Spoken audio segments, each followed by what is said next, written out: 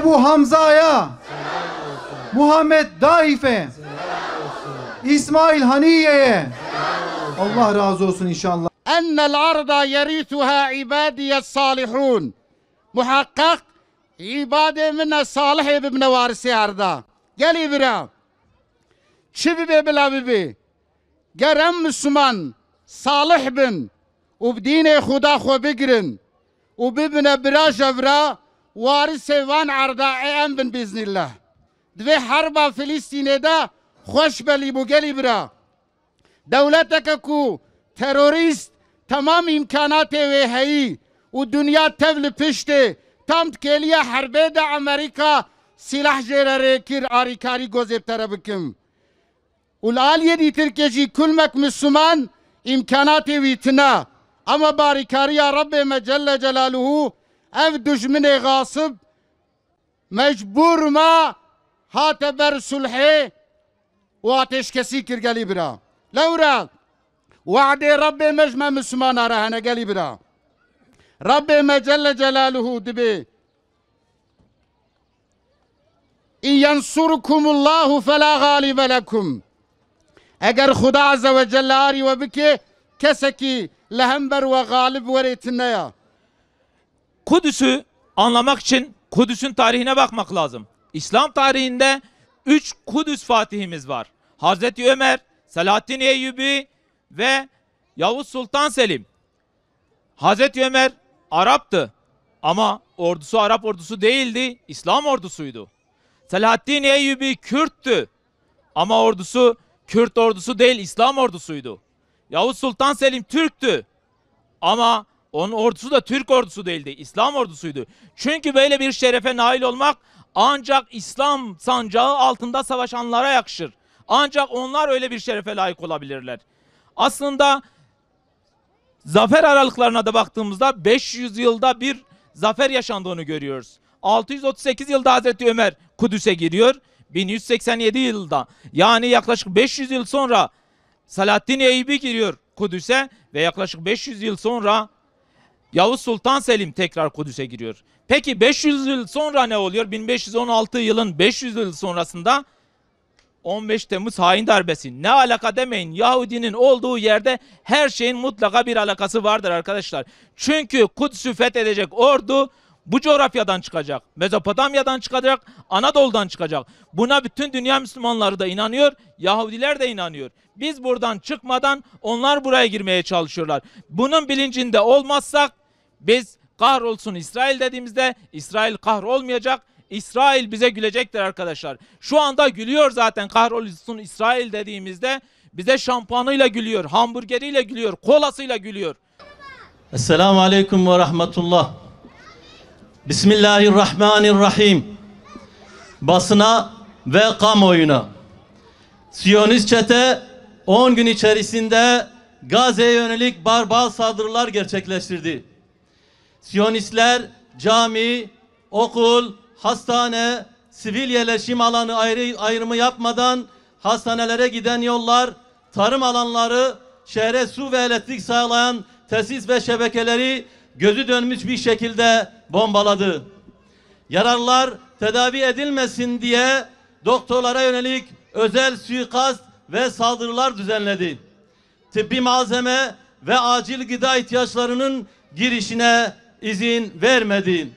Şu ana kadar Gazze'de 65'i çocuk, 259 kardeşimiz şehit olurken 1570'i de yaralandı.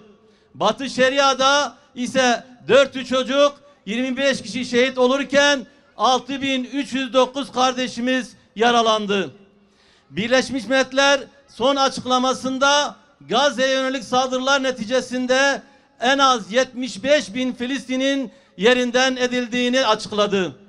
Şehitlerimizin şehadetlerini tebrik ediyor, yaralılarımıza Allah'tan acil şifalar diliyoruz. Gazze'de, Kudüs'te, Aksa'da Siyonist işgale karşı direnen kardeş ve bacılarımızı buradan selamlıyoruz. Mekan olarak uzak ve yanınızda olmasak da ruhumuz ve kalbimizle yanınızdayız. Davanız bizim davamız. Acınız bizim acımız, sevinciniz bizim sevincimizdir. Bunu böyle bilesiniz. Dünyanın en gelişmiş silah ve teknolojik imkanlarına sahip Siyonistler hiçbir ahlaki ilke ve kural tanımadan yıllardır abluka ve muhasara altında tuttukları Gazze halkının imanına, direniş ve sabrına yenik düştü. Büyük kibir ve şımarıklıkla saldıran Siyonist çete tam bir şok içerisinde ne yapacağını bilemez duruma geldi. Karşısında direnen kahramanların sabır ve fedakarlığı karşısında sersemledi. Ateşkes için çalmadı kapı, bırakmadı. Allah müminlere vaat ettiği yardım ve nusretini gönderdi. Dün gece saat 02'den itibaren Siyonist rejim ateşkes ilan etmek zorunda kaldı. Bu onlar için büyük bir yenilgidir. Filistinli kardeşlerimizin zaferini tebrik ediyoruz. Tarih ve günümüz şahittir ki bu işgal çetesi kınama, açıklama ve protestolardan değil sadece güçten anlamıştır.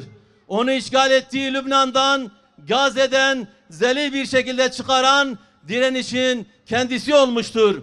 Bugün Aksa'yı ve komşusu olan Cerrah Mahallesi'nin işgalini akim bırakan kardeşlerimizin bu büyük direnişi olmuştur.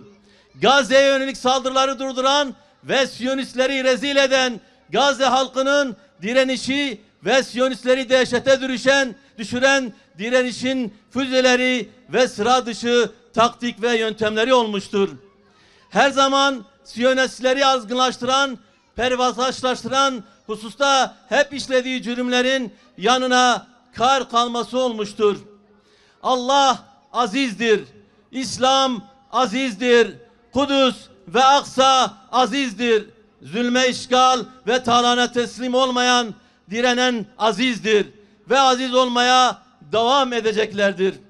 Büyük acı ve kayıplar yaşarken elhamdülillah kardeşlerimizin kahramanca direnişine şahit olduk.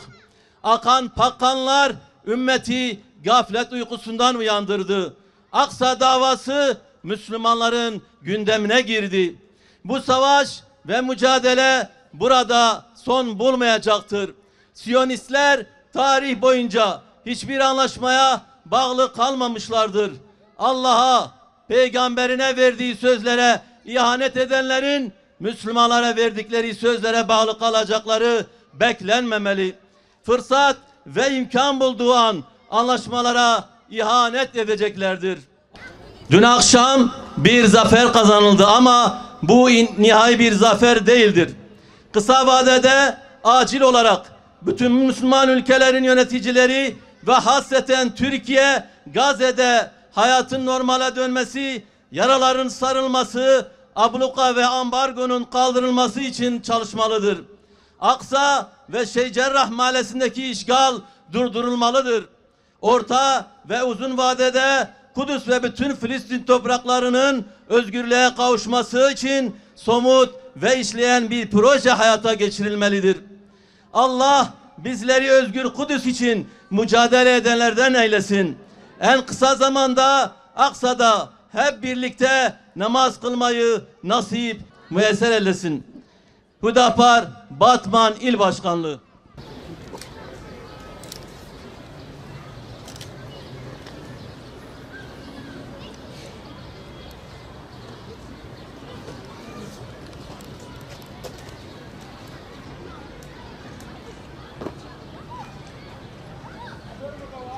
الله أكبر.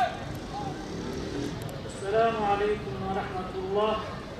السلام عليكم ورحمة الله. لا إله العالمين ظالم يهودية رب يهودية يقول نيال مسلمان ونيال إنسانيتنا وهبال يهودية آليكر يهودية الخاز يهودية خصوصا أمريكا عالم كريستيانا سروقية دولة مسلمانة يكون خاين دينتنا آليكار يهوديانا وهبال وانانا تبنا بخوي قحار تبنا بخوي منتقم وانا قهر الشام بك